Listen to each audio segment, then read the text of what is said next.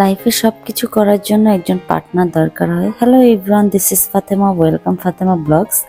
তো আজকে আমি আমার পার্টনারের সাথে চলে যাচ্ছি, আমার জায়ান পার্টনার, আমার বাবা, ওর সাথে চলে যাচ্ছি গ্রোসারি করার জন্য। কারণ হলো মাসের একটা গ্রোসারি কিনতে হবে। সো সারা মাসের গ্রোসারি কিনা হয় নাই, সো সেই জন্য চলে যাচ্ছি ইউনিমার্টে। এই যে দেখো, সে আমার সাথে যাওয়ার রিজন আছে, যথেষ্ট রিজন আছে। সেটা হলো একটু পরেই তোমরা দেখতে পারবা তার রিজন কি। তার হাঁটার স্টাইলে দুষ্টুমি দেখেছো। এখন আমি একটা স্টলার নিয়েছি, তার হবে না এটাতে, তার আমার স্টল দিতে হবে না, তার স্টলই লাগবে, বুঝছো। তো সে নিজের জন্য পার্সোনাল একটা স্টলি নিয়ে নিল।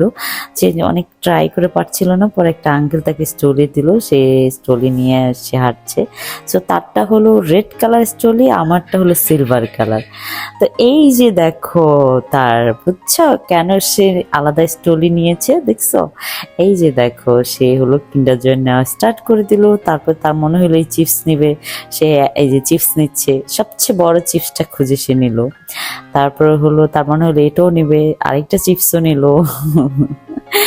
আর হলো তার এইসব দুষ্টামি দেখতে দেখতে আমার তো গ্রোসারি স্টার্ট করতে হবে। এই যে আমি নিয়ে নিচ্ছি, ডাল নিলাম, লবণ নিলাম, তারপর হলো মাথার নারকেল তেল।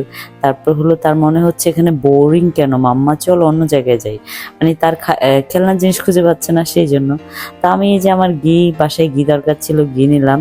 তারপর এখন সে আমাকে বুঝাচ্ছে যে একটা খেলনা আমার ফ্রেন্ডের আছে, যেটা হলো তীর সিস্টেম, এভাবে ধরে মারতে হয়। সে আমাকে অনেক ট্রাই করছে বোঝানোর।